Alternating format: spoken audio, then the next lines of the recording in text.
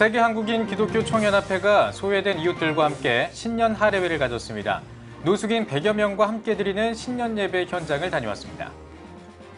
새해를 맞아 신년 운세와 점을 보면서 불확실한 미래에 대한 불안감을 해소하려는 사람들이 늘어나고 있습니다. 기독교인은 어떤 자세를 가져야 할지 알아봤습니다. CTS 뉴스가 3.1운동 100주년을 맞아 특별 기획을 마련합니다. 오늘은 그 첫 시간으로 대한민국 독립운동에 일조한 구세군 부부 독립운동가인 임명예 부교와 염규호 정교를 소개합니다.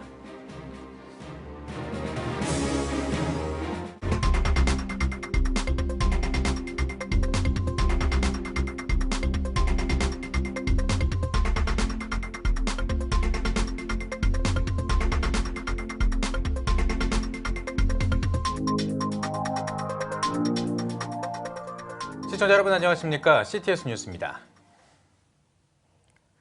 사단법인 세계 한국인 기독교 총연합회가 서울역 광장 노숙인들을 찾아 의미 있는 신년 행사를 마련했습니다. 어려운 이웃들에게 방한용품을 선물하고 서울역 천막교회인 반석교회 성금도 전달했는데요. 최대진 기자가 그 섬김 현장에 다녀왔습니다. 사단법인 세계 한국인 기독교 총연합회가 어려운 이웃과 함께하는 신년 감사 예배와 할애회를 개최하며 새 출발을 알렸습니다. 서울역 광장 천막교회인 반석교회에서 세기총 임직원과 노숙인 등 100여 명이 참석한 가운데 드린 이날 예배는 김태성 공동회장의 인도로 윤보한 상임회장과 반석교회 김진복 목사의 신년 축사, 정서영 대표회장의 설교, 황경일 상임회장의 축도 등의 순서로 진행됐습니다. 금년에 여호와란 이름을 잘 부르기를 바랍니다. 여러분 황금 대지도에 행복이 있을 줄 믿습니다. 돈이 많아야 행복한 게 아니고 마음이 행복해야 행복한 겁니다. 행복하세요. 이어 협력하여 선을 이루라는 주제로 신년 메시지를 전한 정서영 대표회장은 이웃을 사랑하라는 주님의 명령대로 어려운 이웃을 먼저 생각하고 섬긴다면 하나님이 가장 기뻐할 것이라고 전했습니다. 우리에게는 영원한 행복이 있다는 것을 생각하시고 늘 하나님하고 어렵지만은 감사하고 행복한 삶을 살게 되시기 바라고 저희들도 여러분 위해서 기도하고 수시로 여러분들 찾아뵙고 그렇게 하겠습니다. 새해 복 많이 받으세요. 참석자들은 국가와 민족, 한반도의 평화 통일, 소외된 이웃과 북한 동포, 750만 재외 동포와 세계 복음화를 위해 합심해서 기도했습니다. 이어 신광수 사무총장의 사회로 진행된 신년 할애회는 인사교환에 이어 노숙인 100여 명에게 모자와 목도리 등 방한용품을 선물했으며 반석교회에 성금을 전달했습니다. CTS 뉴스 최대진입니다.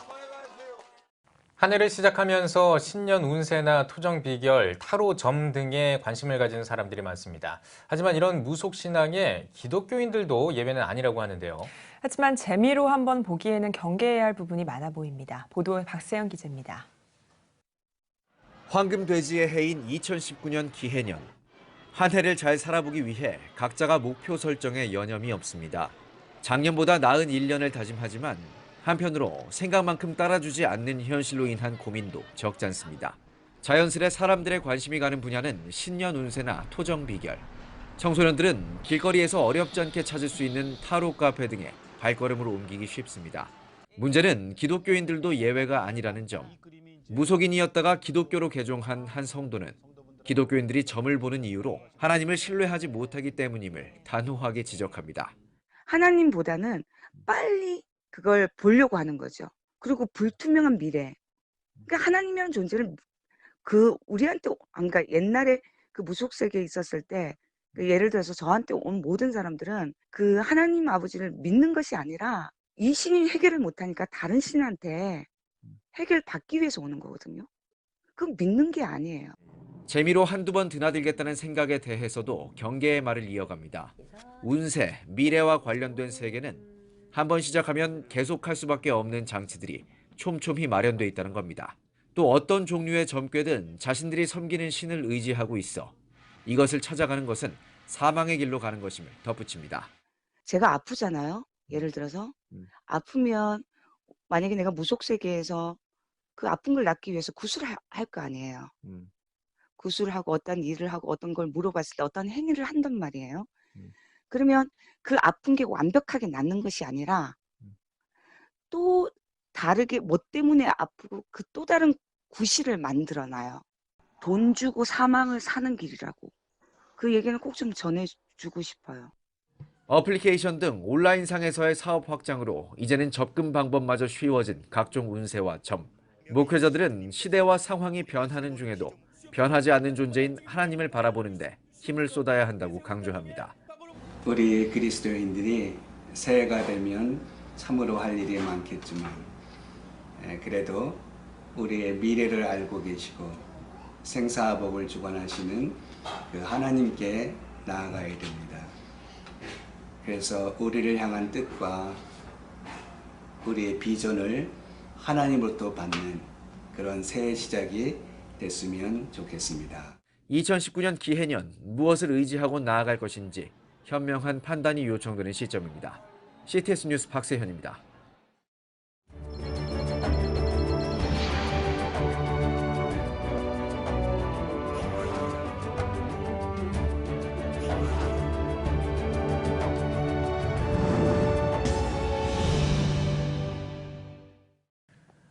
올해는 3.1운동 100주년이 되는 뜻깊은 해입니다. CTS 뉴스는 3.1운동 100주년을 맞아 앞으로 약 3개월에 걸쳐 대한민국 독립운동에 일조한 기독 인물들을 발굴해 돌아보는 기획 보도를 준비했습니다. 오늘 그 첫 시간으로 구세군 부부 독립운동가인 임명의 부교와 염규호 정교를 소개합니다. 유현석 기자입니다. 3.1운동하면 떠오르는 대표적 인물, 유관순 열사입니다. 유관순 열사와 함께 서대문 형무소 8호 감방에 수용됐었던 임명의 부교. 거국적인 독립운동에 구세군 평신도로서 파주의 교화영문 임명의 부교가 주도적으로 참여했다는 사실을 아는 사람은 많지 않습니다.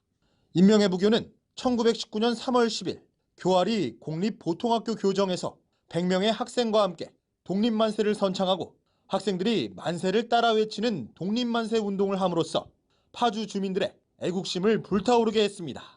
이 염규호 정교하고 임명의 이 부교 이 두 부부인데 아마 좀 의미를 둔다라고 하면 아마 부부 독립 운동을 했던 사람으로서 조금 차별화될 수도 있고 의미가 있지 않나. 임명의 부교는 출산이 임박해 1919년 10월 보석으로 풀려났다가 출산하고 11월 신생아와 함께 다시 돌아와 수감 생활을 했습니다. 임부교는 1921년 4월 만기 출소하면서 파주 교활이 고향에 돌아왔습니다. 만 33살에 3.1운동에 참여한 임명의 부교는 그토록 소망하던 해방을 보지 못하고 1938년 8월 28일 52살의 나이로 세상을 떠났습니다. 정부에서는 고인의 공훈을 기리기 위해 1982년 대통령 표창을 수여했고 1990년 건국훈장 애족장을 추서했습니다. 1919년 3월 3천여 명의 군중이 모인 가운데 파주 지역 최대 규모로 열린 3.1 만세운동. 기독교 평신도 부부인 염규호 정교와 임명의 부교의 주도로 학생과 주민이 참여해 교활이에서 시발된 후 점점 인근 청성면과 광탄면으로 확대되면서 지식인들이 참여하고 조직화돼 나중에는 농민들이 전면에 부상해 일어났습니다. 부부가 뜻을 같이 하고 또 나라를 걱정하면서 또 독립의 염원을 갖고 그리고 이제 불의에 대해서 항거도 하고 잘못된 이 병합이라든가 이런 것들에 대한 우일분을 갖고 본인들만이 아니라 이제 이거를 좀 마을 사람들에게 확산도 시키고 3.1운동 100주년이 되는 올해 나라의 독립을 위해 몸을 바친 구세군 부부사관의 희생정신이 후대들에게 큰 교훈을 주고 있습니다. CTS 뉴스 유현석입니다. 문화체육관광부 김용삼 제1차관이 신임 인사차 한국교회연합을 방문해 대표회장 권태진 목사와 환담을 나눴습니다. 권태진 대표회장은 예전에 종무실장을 역임했던 만큼 누구보다 기독교계에 대해 잘 알 것이라면서 그만큼 기대가 더 크다고 인사했습니다. 이에 김용삼 차관은 한국교회가 우리 사회의 어두운 구석구석을 밝히 비추는 많은 일들을 하고 있다며 정부가 추진하는 일에도 늘 협력해 주셔서 감사드린다고 화답했습니다. 권 대표회장은 한교연은 그동안 사회적 약자들을 지원하고 보호하는 일들을 중점적으로 해왔다며 이 같은 한교연의 활동에 문체부가 더 관심을 가져달라고 요청했습니다. 성중립적 출생증명서를 발급하는 법안이 현지 시각 지난 1일부터 뉴욕시에서 발효된 것으로 알려졌습니다. 이 법안은 뉴욕시가 발행하는 출생증명서의 세 번째 성별 범주를 허용한 것으로 캘리포니아와 오리건, 워싱턴에 이어 출생증명서 성별 선택 대안을 허용하는 도시가 됐습니다. X로 알려진 제3의 성은 부모가 신생아의 성별을 선택할 때나 스스로를 제3의 성이라고 여기는 개인이 선택할 때 기재할 수 있습니다. 지난해 10월 이 법안에 서명한 블라시오 뉴욕시장은 뉴욕 시민들, 특히 트랜스젠더나 논 바이너리 성을 지향하는 거주자들이 자신의 정체성을 반영하는 출생증명서를 가질 수 있다며 나아가 성소수자 공동체의 권리를 지키겠다는 도시의 헌신이라고 밝힌 바 있습니다. 한편 미국 뉴저지에서도 오는 2월부터 이와 유사한 법률을 시행할 예정이며 독일 역시 지난 1일부터 남성과 여성 외에 제3의 성을 인정하고 있습니다. 한국과 미국의 크리스찬니티 투데이가 박해받는 교회 이야기를 알리면서 관심을 촉구했습니다. 기독교 박해 국가로는 불가리아, 인도네시아, 나이지리아 등이 소개됐으며 중국 내 교회 탄압에 대한 소식 등이 전해졌습니다. 또한 무죄 판결로 석방됐지만 여전히 신변의 위협을 받는 파키스탄 기독인 여성 아시아 비비와 북한의 선교사 억류 문제 등이 언급됐습니다. 2019 제6회 한국교회 원로 목회자의 날 축하 예배와 자랑스러운 원로 목회자 대상 시상식이 한국교회 100주년 기념관 대강당에서 열렸습니다. 한국기독교 원로 목회자 재단이 마련한 이날 행사에서는 한국중앙교회 최복규 원로 목사가 원로 목회자 대상을 수상했습니다. 또한 노량진교회 리민식 원로 목사에게 추대패를, 서울지구촌교회 임원순 원로 목사에게 공로패를, 남광교회 조석규 원로 목사에게 감사패를 각각 증정했습니다. 시상식에 앞서 드린 예배에서 평화의 하나님이란 제목의 설교를 전한 할렐루야 교회 김상복 원로 목사는 우리 목사들이 주 안에서 먼저 기뻐하는 자세를 가져야 평강의 하나님께서 우리 원로 목사들에게 기쁨을 주신다며 오늘날까지 살 수 있게 하신 하나님께 영광과 은혜를 올려드리자고 말했습니다. 뮤지컬 벤허가 오는 8월부터 10월까지 블루스퀘어 인터파크홀에서 재공연합니다. 로 월러스의 베스트셀러 소설을 원작으로 한 작품 뮤지컬 배너는 유다 배너라는 남성의 삶을 통해 고난과 역경, 사랑 등의 휴먼 스토리를 그려내고 있습니다. 이번 재공연에서는 한층 견고해진 서사와 음악 등의 장점을 살려 관객들의 감동과 은혜를 한층 더 끌어올리겠다는 계획입니다. 아세아연합 신학대학교 대학원이 2019학년도 전기 신입생 모집 원서 접수를 오는 14일부터 18일까지 진행합니다. 이번 모집에서는 일반대학원 신학석사와 문학석사, 신학대학원 목회학 석사와 성경 강해학, 선교, 교육, 복지대학원 등 총 6개 대학원에서 신입생을 선발합니다. 아신대는 교육과정 개편을 통해 목회 현장에서 실질적으로 요구되는 이론과 실천 신학을 집중적으로 교육해 교회 지도자가 갖추어야 할 자질을 배양하는 데 집중할 계획이라고 밝혔습니다. CTS 부흥협의회 길성권 대표회장 취임 감사 예배가 열렸습니다.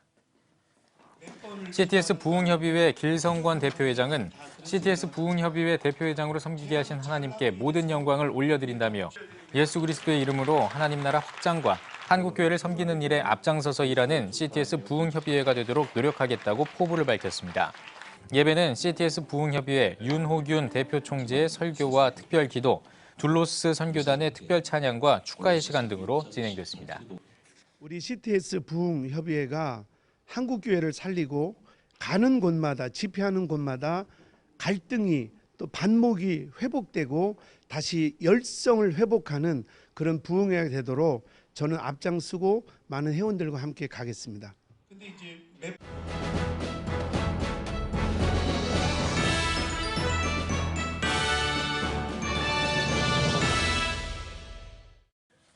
전국 각 지역별 네트워크 뉴스입니다.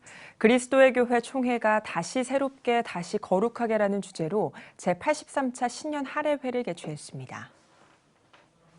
개회 예배에서 말씀을 전한 천안 성문교회 임종원 목사는 새해를 맞이했지만 우리는 막막한 현실을 마주하고 있다며 성령의 뜨거운 말씀을 가지고 막막한 현실을 이겨나가는 모두가 되자고 전했습니다.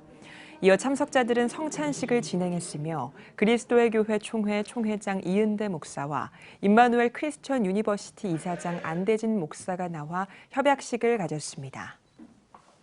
대전 크리스천 리더스 클럽이 2019 신년 할애회를 라온 컨벤션에서 진행했습니다. 말씀을 전한 성시화 운동본부 대표회장 세로남교회 오정호 목사는 그리스도의 리더십은 출발과 결말이 아름다워야 한다며 성경적인 리더십으로 모든 상황을 이끌어 나가는 리더들이 되자고 전했습니다. 이어 대전 크리스천 리더스 클럽 오덕성 회장은 하나님의 풍성한 은혜가 가득한 한 해가 되길 바란다고 인사말을 전했습니다.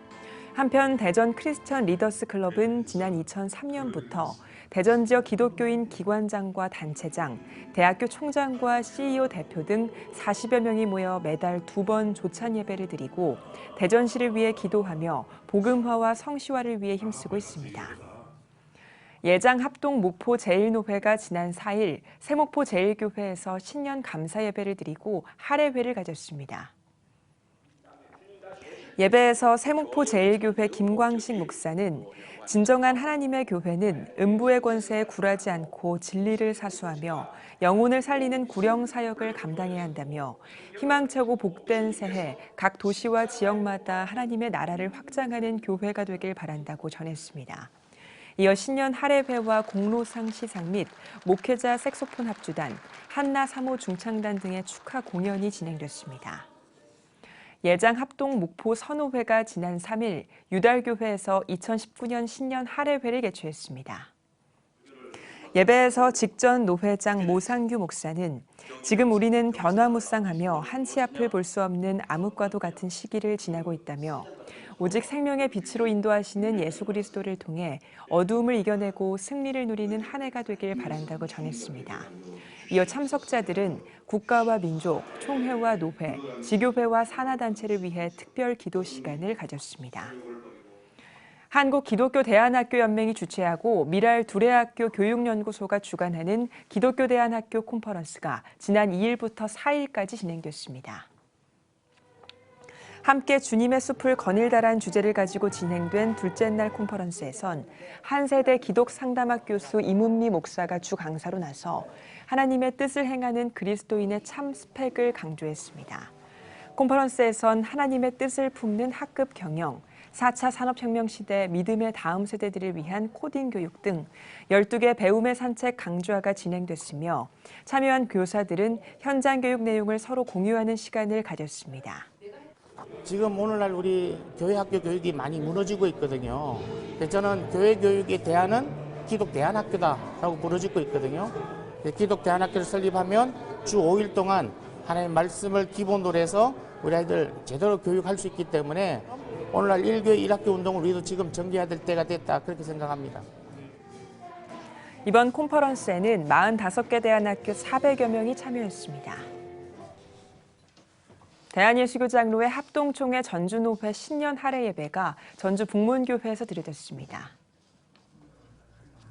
이날 예배에서 증경노회장 박찬영 목사는 이 땅에 오신 예수 그리스도의 본을 받아 모든 사람들을 위해 섬기는 자가 돼야 한다며 전주 지역 모두를 위해 섬기고 헌신하는 청지기가 되자고 전했습니다. 한편 전북인권선교협의회 신년 할애회도 인권선교협의회관에서 열렸습니다. 이날 행사에서는 인권선교협의회장 최병탁 목사가 설교를 맡았으며 인권선교협의회 희망선언문을 낭독하고 인권선교협의회 교회 선포식을 진행했습니다. 기독교대한성결교회 청주지방회와 청주지방장로회가 지난 3일 2019년 신년 할애 예배를 드렸습니다. 기성 청주지방장로회장 김재유 장로의 사회로 진행된 일부 예배에서 말씀을 전한 기성 청주지방회장 송영규 목사는 우리를 사랑하시는 좋으신 하나님을 의지하고 큰 꿈을 계획해서 위대한 축복을 누리는 한 해가 되길 바란다고 전했습니다. 이어진 2부 기도회와 신년 할애회에선 청주 지역 복음화와 지방회 교회들을 위해 함께 기도했으며 각 감찰 구역별 소속 목회자와 장로들이 나와 2019년 새해 인사를 전하고 비전을 나누는 시간이 진행됐습니다. 기독교대한감리회 충청연회 신년 감사 예배가 충남 서산시 운산교회에서 드려졌습니다. 이날 예배는 충청연회 지방회와 기관 임원이 참석한 가운데 1부 신년 감사 예배와 2부 신년 할애회가 진행됐습니다. 예배 설교자로 나선 김규세 감독은 여전히 어려움들이 눈앞에 놓여 있어 지금은 기도할 때라며 기도로 어려움을 극복하고 하나님께 영광 돌리는 연회가 되길 바란다고 전했습니다. 이어 나라와 민족 그리고 연회를 위해 기도했으며 2부 신년 할애회에선 역대 감독들의 축사 등 지방회와 기관 임원들과의 신년 인사가 진행됐습니다. 기독교 대한감리회 중부연회가 지난 3일 시무예배를 드리고 2019년도 사역을 시작했습니다. 군자중앙교회에서 열린 시무예배에서 중부연회 박명홍 감독은 성령 안에 거하며 하나님의 음성에 귀 기울여야 한다고 강조하며 올 한 해 하나님께 순종해 끊임없이 변화하는 복음의 증인이 되자고 말씀을 전했습니다. 이어 참석자들은 신년 인사를 나누고 남북 통일과 경제 회복, 그리고 중부연회 1100개 교회와 목회자들의 영성을 위해 특별 기도하는 시간을 가졌습니다. 기감 중부연회는 2019년 표어를 교육과 선교로 희망찬 중부연회로 정하고 국내외 선교 활동과 다음 세대를 교육으로 세우는 사역에 앞장설 계획입니다. 대한예수교 장로회 통합 제주노회 신년 할애회가 제주 법한교회에서 개최됐습니다. 일부 예배에서 설교를 맡은 제주노회 안찬수 공로 목사는 사도행전의 교인들처럼 말씀을 생명과 같이 여기는 신앙의 자세를 본받아 하나님을 사랑하는 한 해가 되자고 전했습니다. 2부 할애회에서는 제주노회장 박영조 목사가 신년사를 통해 교회가 세상에서 참 소망이 되도록 헌신하며 한 걸음 더 나아가자고 격려했습니다. 성산 서부교회에서는 대한예수교 장로회 합동 제주노회 신년 할애회가 열렸습니다. 예장 합동 제주노회장 이상회 목사는 새해를 맞아 우리의 신앙과 마음을 그리스도 안에서 새롭게 만들어가자고 강조하면서 순수한 신앙인의 모습으로 건강한 공동체가 되도록 서로 격려하고 함께 기도하자고 말씀을 전했습니다.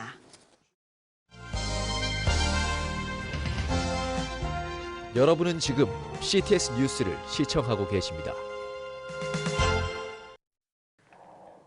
네, 작년 한 해 종교계의 이목을 집중시켰던 사안이 있습니다. 바로 종교인 과세인데요. 종교인 과세 개정안이 국무회의를 통과하고 시행된 지 1년이 지났습니다.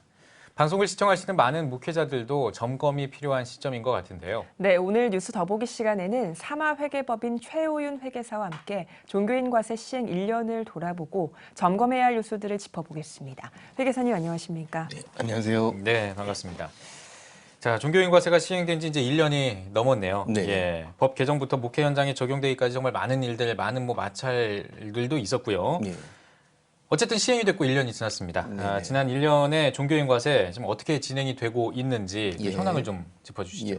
그 2015년 소득세법 개정되면서 종교인 소득 항목이 처음으로 이제 세법에 규정이 됐고, 2017년 12월 달에 관련된 시행령이 개정돼서 목회 활동비가 비과세 항목으로 들어가고 또 종교인 소득이 간이세액표로 이 과세하도록 그렇게 되고 또 인원수하고 상관없이 반기 신고를 할 수 있다. 이런 규정들이 들어가서 2018년부터 시행되고 지금 1년이 지났습니다. 그러니까 현장에서는 목사님들이 상당히 열심히 공부하시면서 이 신고를 하시는 분도 계시고 또 일부에서는 아직 이게 어떻게 되는 것인지 좀 더 두고 보자 하시는 분들도 계시는 상황입니다. 네. 취재 현장에서 전해지는 이야기에 따르면 아직도 목회자분들 중에 이 과세와 관련해서 혼란스러운 내용이 많다라는 이야기들을 하시거든요. 그래서 회계사님께서 종교인 과세 절차나 방법에 대해서 간단하게 브리핑을 해주시죠. 네네. 이번 종교인 소득세 과세되면서 첫 번째는 목회자 스스로 납세자가 이것이 종교인 소득이냐 근로소득이냐 이것을 스스로 선택할 수가 있습니다. 이 부분 때문에 어떻게 보면 목회자분들에게 다양성을 드린 것이 현장에서는 더 어려운 상황이 돼버린 것이죠. 오히려 선택지가 더 생겨버리니까. 이제 그런 부분이 있고 또 하나는 교회가 보통 일반적인 경우는 소득을 지급하면서 원천 징수를 의무적으로 해야 되는데 교회는 원천 징수를 할 수도 있고 안 할 수도 있습니다. 그러다 보니까 교회가 원천 징수를 하면은 일반적인 절차와 같이 그것으로 모든 것이 끝나지만 만약 그렇지 않다면은 목회자 개인이 그 다음에 5월 달에 종합소득을 신고해야 된다는 그런 절차가 또 있게 됩니다.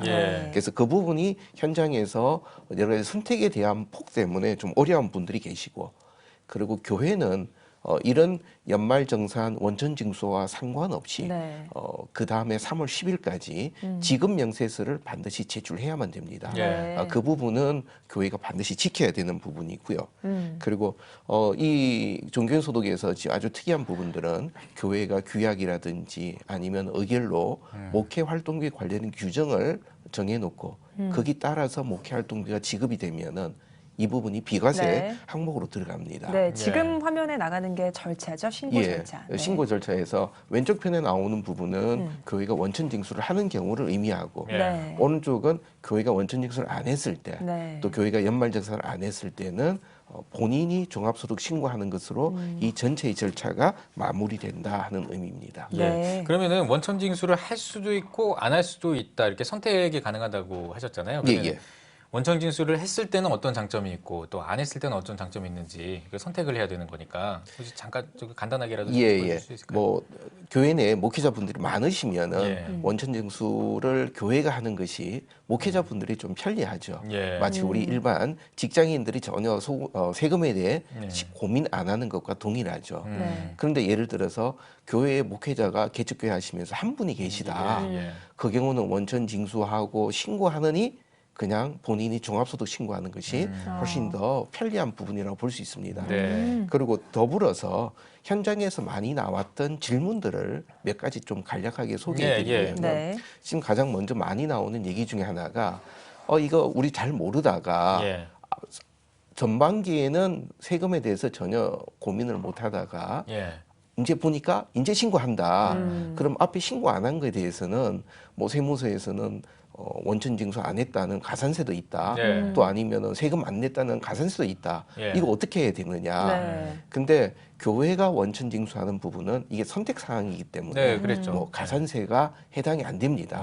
그리고 이게 지났다 하더라도 늦었더라도 기한 후 신고라도 신고하시면 되는 부분입니다. 그래서 이게 이제 하나이고, 그다음에 두 번째는 교회가 규정으로 목회활동비 규정을 정하는 것은 무관한데 교회가 본인이 부담하는 건강보험료, 국민연금, 자녀 학자금 등을 규정으로 지급해도 이것도 괜찮으냐. 우리가 목회활동비 규정이라고 하는 것은 교회의 종교활동과 관련된 것을 전제로 합니다.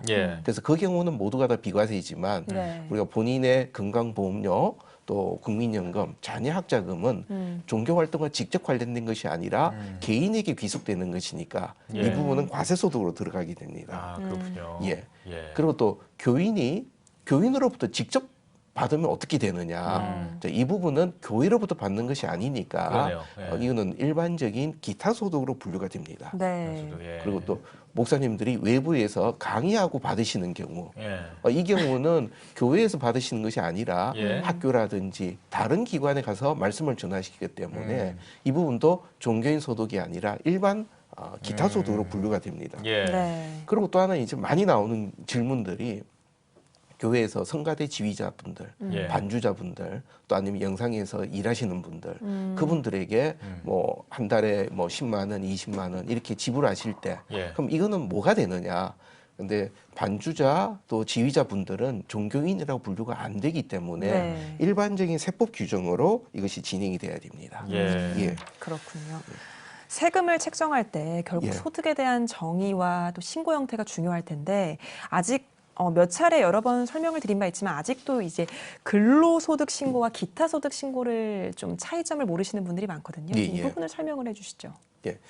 세법 기준으로는 어떤 조직에 소속돼서 정기적으로 일을 하고 받으면은 세법은 근로소득이 일반적인 원칙입니다.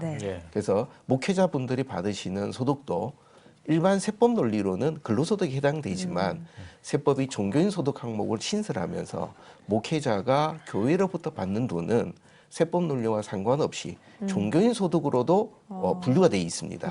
그래서 본인이 특별한 얘기가 없으면은 종교인 소득, 기타 소득으로 분류가 되고 그런데 나는 이것이 그냥 일반적인 나의 직업관이다라고 하고 근로소득으로 신고하면은 근로소득으로도 받아주게 됩니다. 그러다 보니까 그러면 무엇으로 해야 되느냐? 순수하게 이것은 목회자 개인의 선택에 달려 있습니다. 그럼 앞서 말씀해 주셨던 것처럼 뭐 원천 징수를 할 수도 있고 안 할 수도 있고 이 선택 사항이고 지금 말씀하신 것처럼 또 이제 지금 이 기타 소득, 뭐 근로소득 이런 것도 그 상황에 따라서 본인에게 더 적합한 쪽으로 그렇죠. 선택을 하면 되겠네요. 예. 그래서 본인이 선택을 하는데 이것은 1년 단위로 선택을 해야 됩니다. 아, 그런가요? 그래서 1월 달, 2월 달은 근로를 하고 그다음엔 종교인소득 이건 아니고 뭐 2018년은 근로소득, 2019년은 종교인소득 이렇게는 선택이 가능합니다. 또 교회 내에서 A 목사님은 근로소득, B 목사님은 종교인소득 그렇게 교회 내에서도 서로 다르게 선택할 수도 있습니다. 네, 그렇군요. 참 이 세금 관련은 항상 들어도 헷갈리고 어려운 것 같습니다. 자, 지금 일단 1년이 지났습니다. 일단 시행이 되면서 시행착오도 많이 나왔을 것 같고요. 많은 분들이 아직까지도 또 이렇게 궁금해하시는 부분들이 많은데 그런 의미에서 이제 2년 차에 들어가는 거 아니겠습니까? 과세 시행이. 목회 현장에서 짚고 넘어가야 될 교회 결산할 때 어떤 점을 좀 유의해야 될지 교회들이 이런 부분도 한번 짚어주시면 좋을 것 같습니다. 뭐 어떻게 보면은 그동안에 우리가 잘 모르고 있다가 뭐 목회 활동비 규정을 만들어야 된다 이런 얘기들이 이제 처음 막 나오기 시작했죠. 우리가 이제 규정을 만든다, 기준을 만든다는 얘기는 교회가 가지는 어떤 가치관을 선언적으로 선언하는 것이 하나가 있고 의미가 또 하나는 교회 구성원들, 교회 공동체 구성원들끼리 서로 우리가 어떻게 교회의 재정을 관리하자라는 원칙을 공유하고 그 원칙을 같이 지켜나가는 것 그런 의미가 있습니다. 그런 면에서 이제 이 세법이 바뀌면서 교회가 재정 관리도 좀 더 잘하자는 차원에서는 규정에 대한 부분을 만들어서 그래서 목회 활동비 같은 경우에는 목회 활동비가 어떤 용도로 사용이 돼야 되고 또 이런 부분들은 어떤 지출하는 항목이라든지 또 개인별 아니면 연간 한도가 어떻게 된다든지 나중에 이 비용들을 어떻게 정산하는 것이 맞을 건지 이런 부분들에 대한 것들이 필요하게 되고 또 경비를 지출할 때도 대부분 교회에서는 지출 결의서에 영수증 첨부 안 된 경우도 자주 있습니다. 왜냐하면 뭐 가까운 데 가서 구멍가게에서 그냥 사기도 하고 김밥인 경우는 우리 종이 영수증 되기도 하죠. 자, 그런 경우들이 있을 때 일단 기본적으로는 교회가 하나님과 또 교회 공동체 앞에서 청지기로 관리한다는 차원에서는 실제 발생된 경비들 그것들이 그대로 있었던 내용들을 교회에 보고되도록 하고 또 교회가 사용하는 계정 과목조차도 실제 그 성격들을 파악할 수 있도록 해야만 됩니다. 교회가 가장 큰 그 위험은 모든 계정을 구제비, 선교비, 장학금 이런 항목으로 표시하고 싶은 유혹이 생기죠. 그냥 그렇게 하면은 교회가 잘 하는 것 같죠. 근데 그 부분은 우리가 엄격하게 한번 따져봐야 될 부분입니다. 알겠습니다. 그리고 그 이 세법이요. 이게 매년 개정되나요? 자주 개정이 되지 않습니까? 혹시 이 그 종교인 과세 관련된 이 세법도 좀 어떻게 2018년과 2019년이 좀 바뀐 게 좀 있습니까? 이번에는 지금 바뀐 것이 없습니다. 아직까지는요? 기존에 지금 바뀌려고 얘기 나왔던 것은 교회가 지급 명세서 제출을 안 했을 때 부과되는 가산세를 2년간 유예시켜 준다는 규정을 1년으로 단축하려는 것이 이번에 논의가 됐다가 됐고. 없었던 걸로 그냥 끝났습니다. 아직까지는 이제 뭐 변동이 없습니다. 작년이랑 동일하네요. 그러니까. 네, 알겠습니다. 제가 알기로는 또 회계사님께서 비영리 기업이랑 단체들을 위한 세무 달력을 제작하셨다고 들었는데 아마 이 교회들이 운영하고 있는 NGO나 기독단체들한테 세무 상식 같은 걸 좀 전해주기 위해서인 것 같거든요. 어떤 것들을 좀 알아두면 좋을까요? 비영리 단체들이 생각해야 되는 가장 큰 거는 보통 좋은 일 한다는 생각을 많이 합니다. 실제 좋은 일 하시는 경우들이고요. 그런데 비영리 단체는 이러이런 사업을 한다는 전제로 설립 허가를 받았기 때문에 좋은 일이 중요한 것이 아니라 설립된 목적에 따라 사업을 해야만 됩니다. 그래서 그 비용이 목적에 맞춰야 되고 두 번째는 기부자들이 어떤 용도로 어떻게 사용해 달라고 후원했던 그 용도들을 우리가 충분히 좀 생각하면서 거기에 맞춰서 관리를 해야 된다. 그리고 공익법인 관련된 그러니까 비영리 단체들이죠. 이쪽 관련된 세법 규정들이 계속 지금 정교하게 개선돼 가고 있습니다. 그러다 보면 거기에 따른 여러 가지 나오는 출연재산 관리라든지 보고하는 일정이라든지 또 최근 같은 경우에 전용 계좌 등록 안 해서 가산세를 많이 받았습니다. 그러니까 그런 부분들이 원래 6월까지는 한시적으로 또 유예되는 규정이 나와 있습니다. 이런 부분들을 좀 많이 숙지하는 것이 필요하죠. 알겠습니다. 참 종교인 과세가 시행되기까지 많은 일들이 있었고 어쨌든 1년이 지났고요. 또 이 과세를 하는 이유가 또 성도들이 하나님께 낸 이 헌금을 잘 투명하게 관리하자, 잘 쓰자 이런 의미일 텐데 회계사님이 보시기에 이 건강한 교회 재정 관리를 하기 위해서는 어떤 곳에 이제 지향을 해서 좀 나가야 될지 이 부분 한번 짚어주시면 좋을 것 같은데요. 종교인 소득 때문에 교회 재정에 대한 관심이 상당히 높아졌습니다. 근데 저는 이 종교인 소득 세법 개정은 단순하게 세법 개정이 아니라 그러니까 교회가 교회의 언어로 세상을 대하지 말고 세상의 언어를 알고 교회가 세상으로 좀 더 다가가라. 마치 예수님이 하늘에서 십자가에 죽기까지 내려오시면서 우리에게 다가오신 것 같이 조금 더 교회가 다가가라는 그런 요구가 세법으로 드러난 것 아니냐 하는 의미를 좀 생각해 봅니다. 그러니까 그런 관점에서라면은 우리가 교회 안의 논리가 아니라 일반적인 관점, 그러니까 사회가 보는 공유하는 기준들 이런 기준으로 우리가 좀 개선이 돼야 되고 이 종교인 소득 잘한다고 교회 재정이 건강하다라고 얘기할 수는 없습니다. 그런가요? 단지 이것은 하나의 출발선에 불과하기 때문에 이것 자체가 우리가 세상과 소통하는 통로로 이해하고 또 세금에 담겨 있는 하나님 사랑에 대해서 우리가 충분히 고민하면서 가는 것이 이것이 재정 관리의 출발이라고 보입니다. 네. 자, 그리고 이제 많은 분들께서 이제 종교인 과세 때문에 또 헷갈려 하시고 할 텐데 혹시 이 종교인 과세와 관련돼서 좀 어떻게 도움을 받으려면 어떤 좀 채널을 이용하는 게 좋을지 한번 추천해 주시는 분들이 있다면. 지금 피텍스라는 웹사이트가 개발이 돼서 종교인 소득세 신고는 하고 싶은데 이거 하려면은 본인들이 소득세 계산도 하고 또 세무서에 홈택스에 들어가서 신고도 해야 되는데 이 부분들이 세금에 대해서 안 해본 목사님이 어렵습니다. 어렵죠. 그래서 피텍스 가입하셔서 교회 목회자분들 또 관리하시는 행정사무직들 등록하고 매월 사례비, 급여 등록하고 마감시켜 주면은 거기에 연결돼 있는 세무대리인들이 국세청에 신고를 대리해드리고 그리고 납부서들을 그대로 본인들이 다운받아서 세금만 내면은 이 절차가 완료되도록 할 수가 있습니다. 피텍스라고 하셨나요? 피텍스요.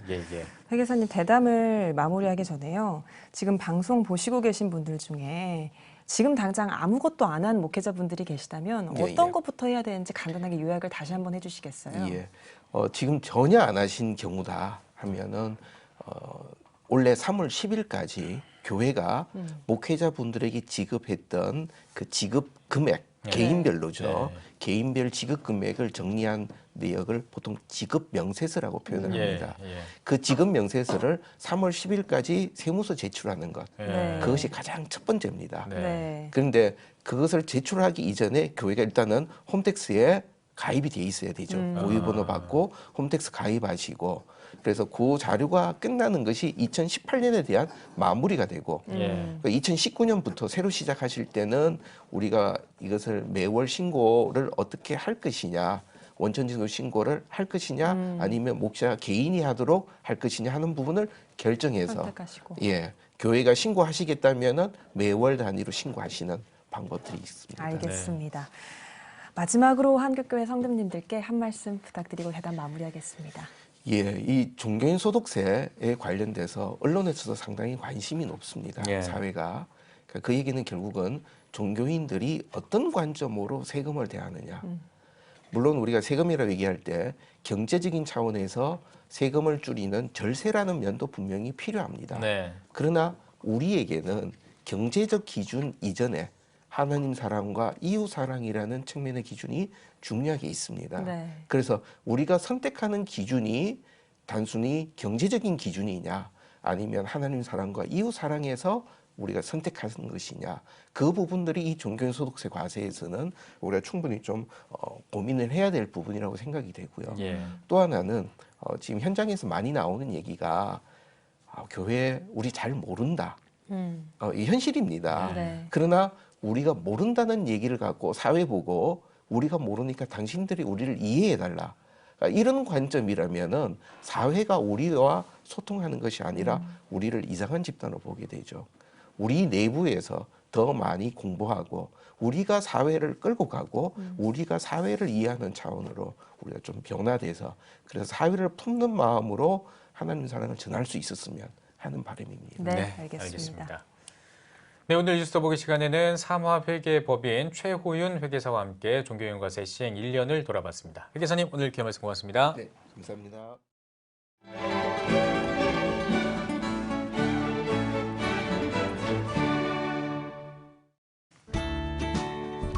내일은 전국에 구름이 많다가 낮부터 맑겠습니다. 아침 최저 기온은 영하 7도에서 5도, 낮 최고 기온은 1도에서 9도가 되겠습니다. 주간 날씨 해봅니다. 기압골의 영향으로 10일과 11일에는 제주도에 비가 오겠고 그 밖의 날은 고기압의 영향으로 대체로 맑은 날이 많겠습니다.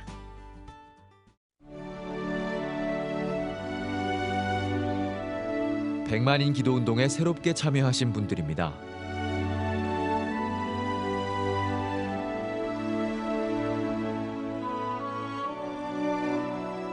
백만인 기도운동을 통해 보내주신 후원금은 국내는 물론 전 세계를 향한 CTS의 영상 선교 사역을 위해 소중하게 쓰이고 있습니다.